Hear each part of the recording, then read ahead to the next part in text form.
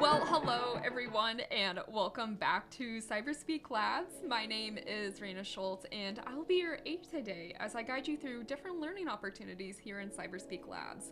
Now, I always like to give you guys an update with my office remodel that I have been going on for nonstop, it feels like. It is winter here in Kansas City, so I have been spending my winter decorating my office to make it feel more personable, cozy, and homey as well.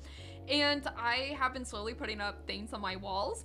And the next thing that I'm gonna be putting up is this poster. If you do not know the movie, that's okay. It is one of my childhood favorites. If you do know the movie, feel free to comment below. It is, in my opinion, a classic of all time.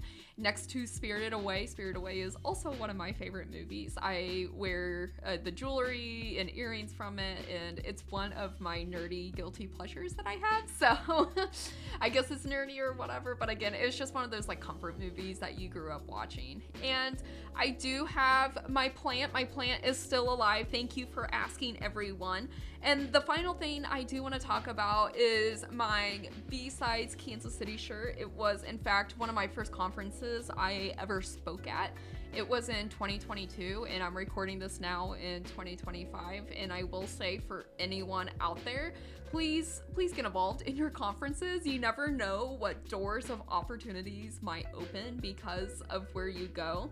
And I also think it's a really great time to network and really build like your professional brand as well, because cybersecurity is not just about continuously learning, in my opinion. It's also about continuously networking. If you get a job, if you get comfortable and you don't branch out, you're not gonna grow as a professional. Layoffs do happen, people do get let go, companies do go under, and it's really important, especially in this field and probably others, that you continue to build your professional brand and network, whether it's through LinkedIn, BlueSky, X, or even through going to conferences like B-Sides Kansas City. B-Sides Kansas City is happening on April 25th, 2025 this year, and I'm really excited for what is going to be happening every year. They have a lockpicking village. They also have the soldering village as well.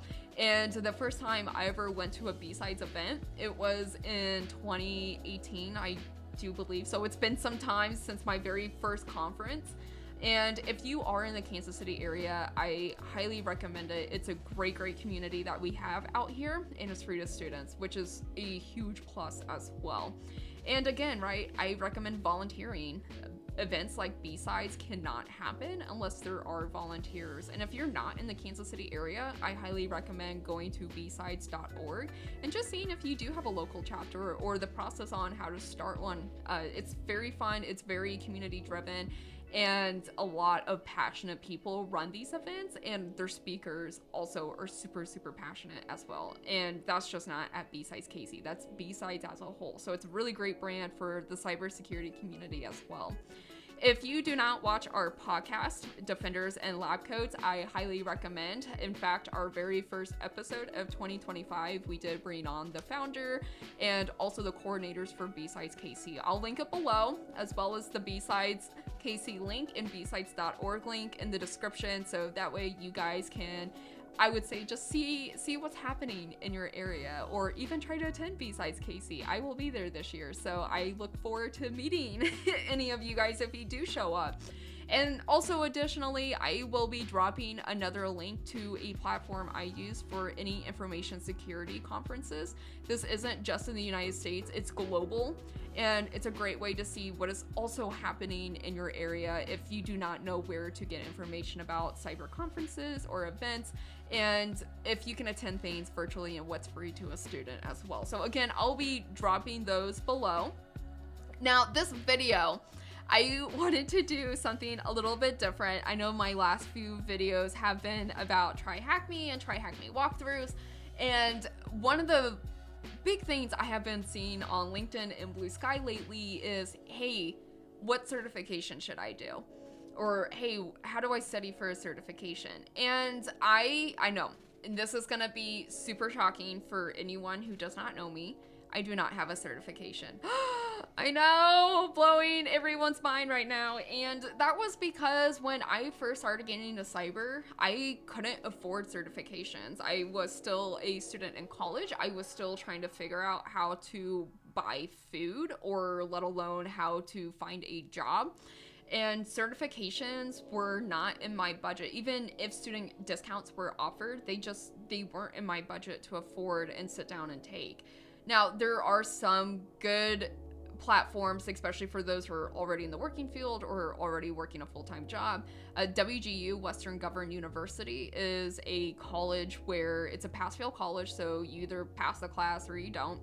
And most of the time, the courses, they let you get that CompTIA certification. So not only do you graduate with a college degree, but you're also graduating with a college degree and certification. So in my opinion, regardless if you go the certification route, regardless if you have a education in comp science or even cybersecurity, even criminal justice or physical therapy, whatever it is, it's nobody can take away your education, right? There's no correct way of breaking into the cybersecurity field, and a lot of people think about it's just one linear path. No, we all have diverse backgrounds, which is why it's really cool to talk to people or see their journeys through social media and LinkedIn, because you never know how someone got there.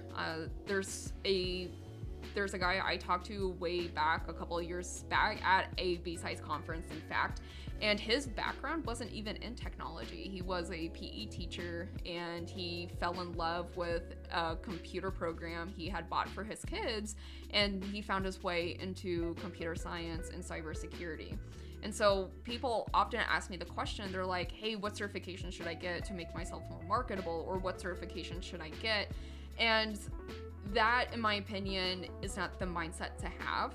Yes, it does bring weight to your resume, etc., but you have to look at it, hey, what value add can I get from taking this certification, and what can I do to brand myself by taking this? And this can be things such as creating study guides for people in the community, talking about your experience through blogs or YouTube videos or even a LinkedIn post, because some people are going through the exact same thing that you have gone through. And to me, it brings more weight with, yeah, not only did you get a certification, but talk about your experience, right? Give back to the community, because now it looks like you're passionate and you're taking that extra step. Now, is this advice the all truth gold medal of the year? Probably not. Again, right? We all have different experiences, especially hiring managers. They all look for something different. And it just really depends how you want to use that certification with your career as well. Now, I have been in the field for 7 years now. I have only attempted to try to get one certification, and it was a SANS Sec 530. It was the first year SANS had publicly announced the certification in the class, and I took it, and I did not pass. And it's not the fact that I didn't study good enough or whatever. It's just I had personally had a lot going on at that point in my life. I was looking at moving. I was also graduating with my master's degree. I was publishing research. Like, the list goes on. And honestly, and knowing that now and looking back at it, I was not in the headspace to study and then go sit in a very quiet room to go take an exam. And I essentially set myself up for failure. And did that turn me off from taking future certifications? No, but I was able to learn a lot by studying, even though I didn't pass. And in fact, that class today is probably one of my most favorite SANS class, next to their Sec 5.5 class. And I learned more about taking away, studying on my own, using the books and applying it to my day-to-day, or teaching back my experience from studying or taking the class back to the community as well.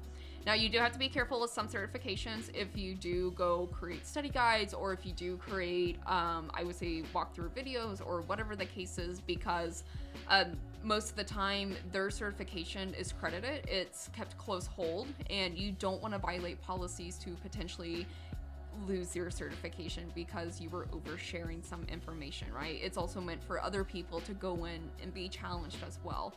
Again, it doesn't mean that you can't help with learning aids and stuff like that, but just word of caution if that is something you do go through. Now, some people, again, ask me, hey, I do want to study, I do want to learn more, I want to learn outside of my day-to-day job. What are some entry-level foundational security certifications you recommend?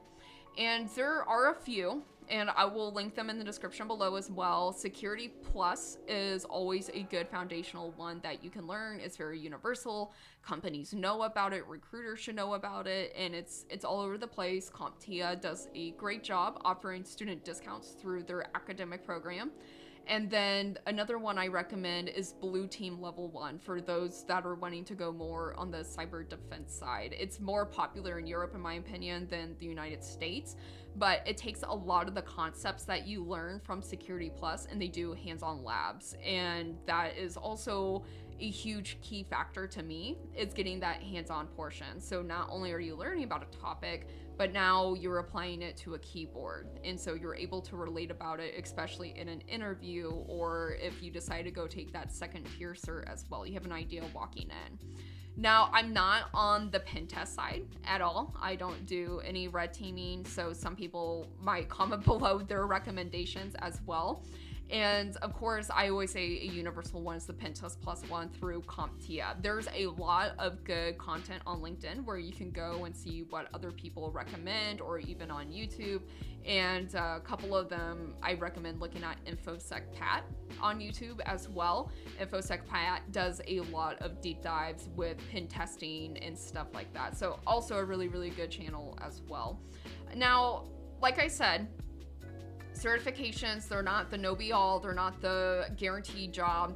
I have to remind people, no matter how many 3-letter acronyms you have after your email signature block representing your certifications, or even on LinkedIn, certifications will get you the interview. Certifications doesn't mean that they're gonna get you the job. And that's because, again, right, you can't stop learning once you get a certification. You have to be passionate with what you're doing. You have to be able to network. You have to be able to essentially talk and write. And again, right, certifications are great to go through that initial screening when you apply with your resume, but you have to be able to speak about the topic. You have to be able to have takeaways. What did you learn from it? What are some struggles? How are you applying it in your day-to-day? Because again, we can all take training. I can go and sit through probably hours of seminar on how to be a kindergarten teacher.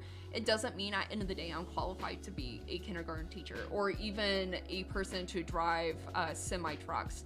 You do not want me driving semi-trucks. I can barely drive my day-to-day car already. So again, right, it's really important that we can go and we can apply these principles to our day-to-day, whether it's through building home labs if you're breaking into the field, or how did you teach us back already if you do have a day-to-day job. And some people get that they get that second part lost. And again, it's what you do with that certification. If you're going in and checking a box, that is your journey and your path. If you're going in and taking that additional step, you know, that's something I always will promote and recommend as well. There's not a correct or wrong way, in my opinion. Again, we all have our journey and our chapters. So without further ado, back to the purpose of this video. I have been in the field for a little over 7 years now, which is super exciting. But I always make the joke, it feels like 30 years, which is like dog years if you work in IT and cyber. And just because, again, there are so many different things that happen in cybersecurity. There's fires every single day. We love our job is what I wake up giving myself affirmation. Some people wake up and they're like, it's gonna be a good day. I'm a great person. I will have patience. And I wake up and I'm like, things will not burn down today. It is fine. So I thought it would be very interesting.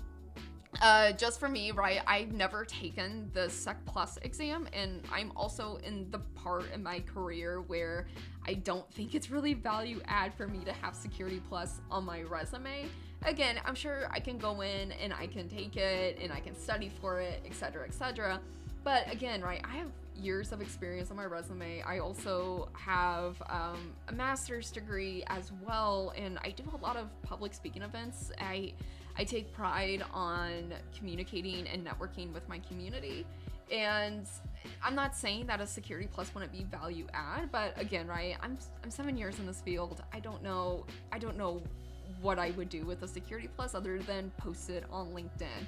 So this doesn't mean that I'm discouraging anyone from taking this. CompTIA has a great reputation in the cyber and infosec community, or even just in IT in general, and they do a great job, in my opinion, aligning it to real life professionals. They take opinions, they take feedbacks, and again, that's why I enjoy platforms like CompTIA or TryHackMe, is because they are literally in the community, reaching out to professionals and having them help craft something of quality as well. It's not a fly-by-night certification, meaning it just, you take it and nobody cares type of thing. So I am going to take the Security Plus practice exam. And this is public information. What you can do, you can go to CompTIA.org, you can go over to their training resource center, and they do have practice questions that are public information.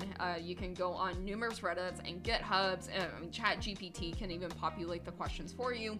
But I wanted to go directly on the CompTIA website and take their free practice exam because I've never taken the Security Plus. I've never studied for it. I've never had a practice exam.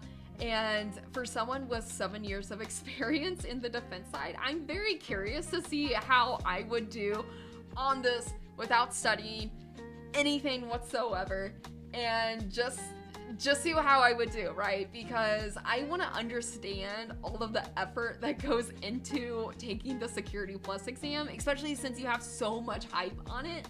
And yeah, so I guess without further ado, we're gonna go ahead and take it. I am gonna take the older version just because, you know, when you go in and take your exam, you're taking it for the newer version as well. So I am gonna do the older one just to make sure this content is outdated. I don't want to essentially ruin someone's experience with the newer version. One thing I do like about CompTIA with their exams is if you are a college student, if you do have a .edu address, you can get a huge discount off of their Security Plus exam through their academic portal. So make sure when you sign up for CompTIA, you sign up on the student login page, not the general page as well. And some people don't know that. And I always like to promote the student discounts as well. So,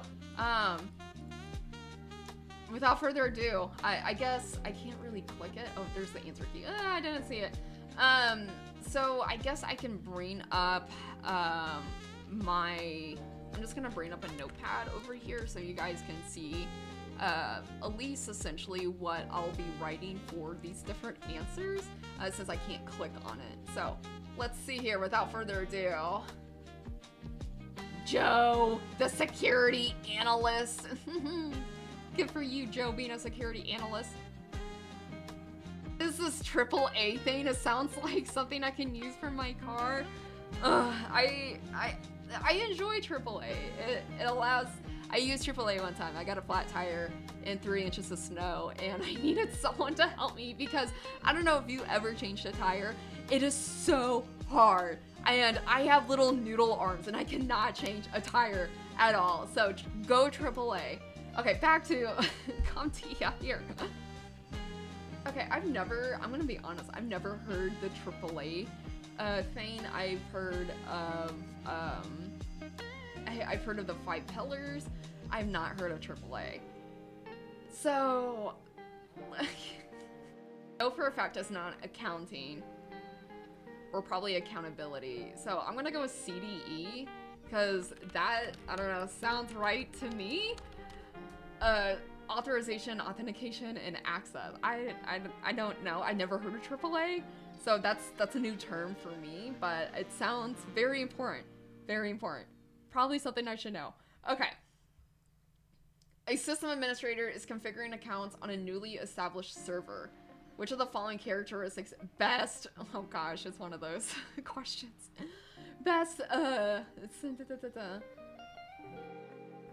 definitely, they do not allow passwords to be set. Best practice ever. He's configuring accounts. I'll go with A, just because it seems like an overall generic best answer, because C, they require special permissions to OS files and folders. But A kind of trumps that in my opinion, because they can be restricted in privileges. And then they are meant for non-person entities.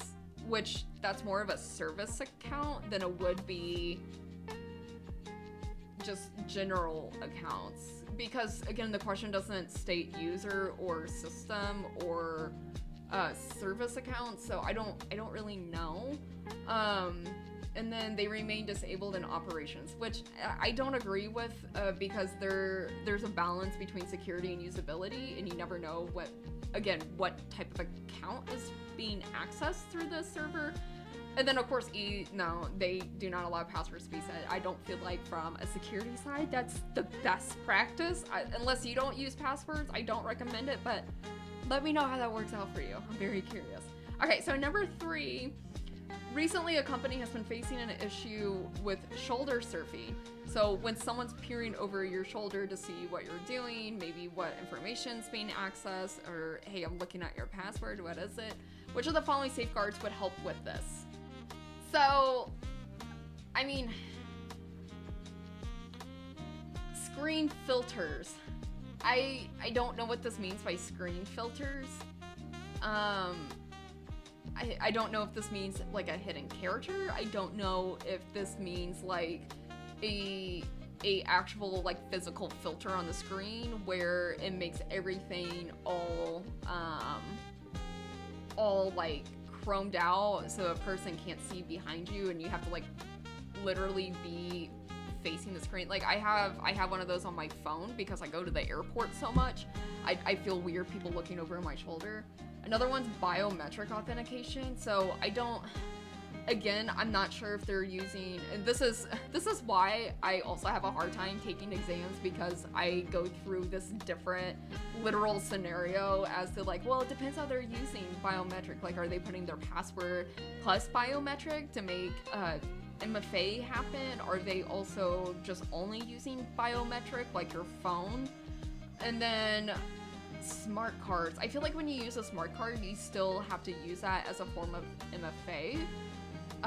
When I worked at Buffalo Wild Wings in a previous life, yes, I was a server. We used cards to like access the kiosk or the POS system to put people's orders in, and we still sometimes would have to put codes in for like discounts and stuff like that. Probably not the best example of a smart card. And then we have video cameras. I mean, it's not going to stop the issue, and then I feel like even video cameras, depending on what they are and where they're located, wouldn't that also pick up your password to enable shoulder surfing? So it's either going to be screen filters or biometric authentication, in my opinion. Again, it just, like, this is also me being like, oh, well, if they enable biometric authentication across all of these endpoints, then that's going to be really expensive. Where screen filters, you could probably buy a bundle, and it's just really, really cheap. So I don't know. I'm gonna go with A, just because of that. A, but then I'm gonna be, second guess is gonna be B. Just so, like, I can make a note when I look at the answer key. Okay, so I feel like I thought way too hard on that one. Okay, so question 4. The process of presenting a user ID to validating system is known as authorization, authentication, identification, or SSO. Authentication, because you would need an ID and a password for authentication. It's not SSO, because that doesn't apply for what it's asking here. I'm gonna go authorization is having an ID associated privileges to know how to authorize a system, or identification is knowing who is accessing that system. I feel like if the question was asked the process of presenting a user ID to who was validating the system, it would have been identification, but with this one, it says the process of presenting a user ID to a validating system. So I'm gonna go with authorization on this one, and again, I'm gonna write my second guess being C, and I don't know if I'm like triggering people watching this video. And I'm sure some people who are actually studying for the Security Plus exam, they're like, no, you know, and I'm just like, do over here. And again, right, it's a no win or lose situation. This isn't me actually taking the exam. It's a public practice test. Goodness. So yeah.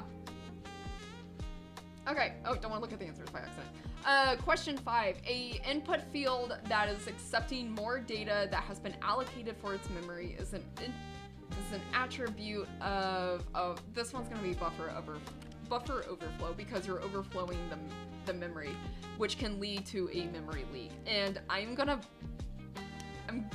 be really sad if I scroll down to the answer key and that's not the correct answer and I look so silly.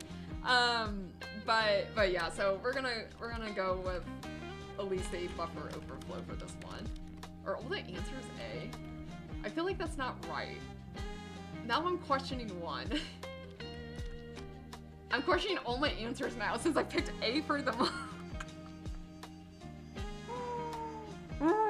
Okay. Which of the following is used would best reduce the number of successful phishing attacks? Two-factor authentication. I mean, it would protect you against, like, credential phishing, I guess, if you did fall victim to it.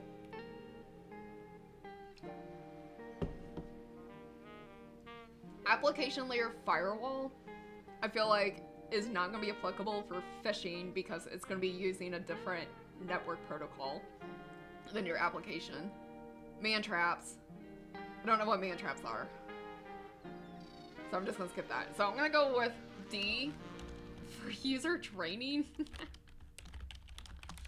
Okay, so now that I 1000% question my 7 years of experience in a 6-question Security Plus exam, I'm going to go through the answer key and see which ones are right, which ones are wrong, and we'll just have a good time here. I am so sorry, CompTIA. I am so sorry if I have disappointed you in this video. Okay, so for this one,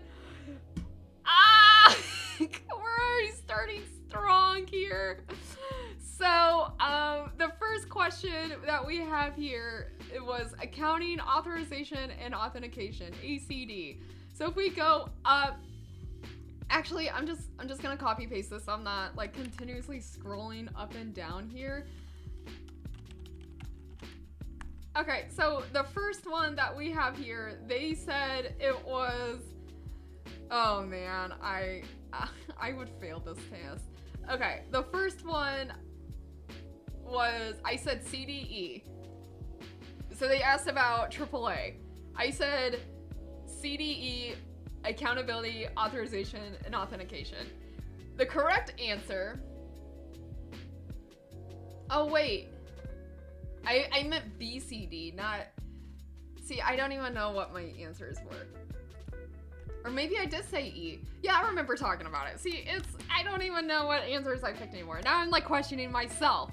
Okay, question 1, they said it was accounting, authorization, and authentication.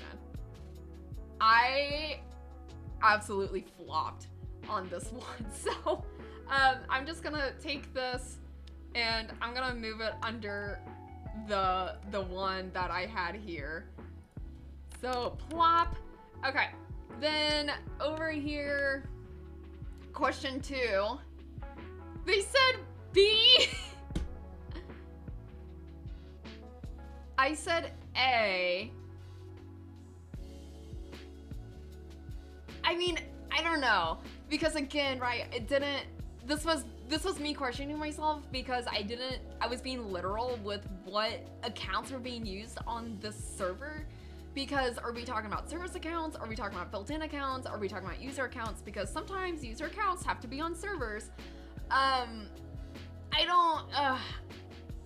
Okay, I guess best practice, again, right, this is me, like, I don't know if you saw the Spider-Man meme where he's like pointing to different Spider-Mans. This is like me with account administration and stuff like that. So I guess technically, if we're talking about out of the box, etc., yes, I would agree that they're meant for non-person entities. Again, right, it's just gonna depend what the server is used for. If we're talking about things like an Active Directory or a domain controller or probably probably use best to have an additional account for that, so you're not logging, or maybe like a privilege, again, this is me being way too literal for this question. So I'm just gonna go over here. Now, if you're like brand new to the field and you're studying for something like this and you don't have like that administration background, I can see why this question would be straightforward. Again, right, this is also me being super literal about things, so just ignore me over here. Okay, this one again, where I was like, well, I don't know, well, technically, it could be this or this, and then of course, like me being me, I'm like, well, you know, what's gonna be more cost effective? And that brings like a whole other like question to this question. So I said A for the cost effective part, but like general, sure, B, right? Because again, I think about like the user factor. If you just take the user out of the equation and just let things be like biometric or stuff like that, sure. So let's see here. They said screen filters as their answer. So I'm gonna take the win and say I got the question right out of this. Oh my gosh, I could just see so many people getting triggered with this video. I do apologize for those in the lab studying for Security Plus. Oh my goodness. Okay, so question 4, I said A technically, maybe C, depending on what they were asking for. And, which, you know, this makes sense. And ID standing for identification. Yes, I would agree with this. But then I'm like, well, if we're talking about a validated system, would we, you know, so I will post the definition of this on the screen as I go through this video and edit it. And just so you guys can see probably why I got hung up on. But yeah, no, this one makes sense as to why it's C. Again, I don't know. I read way too much into test questions and stuff like that. I would be terrible to take anything of like any pen testing exam just because I'm way too literal for things, it feels like. So question 5, they said was a buffer overflow. I put B down as secondary because I was thinking way too much on this being, well, would it be a memory leak? You know, because it would be an attribute of, you know, again, me thinking way too hard on it, but yeah, buffer overflow for sure on this one. I felt very confident. And so anyways, the last one, they put user training. So I did get that one right as well. So out of these, I would consider 3 out of 5. So I would definitely need to go back and at least study questions A and 1 a little bit more. Because clearly that's not areas I'm very strong suited for. And that's what I always recommend to people when they go through practice exams is, I recommend always taking the practice exam first and knowing where your weak areas are. Unless you're studying for a SANS exam, I don't recommend that just because you're limited to the number of practice exams. But you can always buy more, essentially. But at least with like CompTIA and where you have like those community resources and stuff like that, I recommend taking a practice exam before just to identify your areas that you're not so strong and educated in, and then when you go through the materials, when you go through everything else, really focus on the areas that you're not strong in or have no knowledge in, because you don't want to spend time studying in topics that you already know. You want to spend time in studying for topics where you could be more educated or feel more confident in as well. So again, I hope you guys enjoyed this video. It was really fun. It was really insightful for me. And I do give credit to those who are studying for exams right now. It's not easy trying to juggle your day-to-day job, your families, your pets, your other personal life and stress, or if you're going through college right now, plus getting the certification. It's a lot to manage. So the fact that you're able to do time management and study and take this take any of these exams, essentially. You know, I'm very proud of you, so keep up the good work.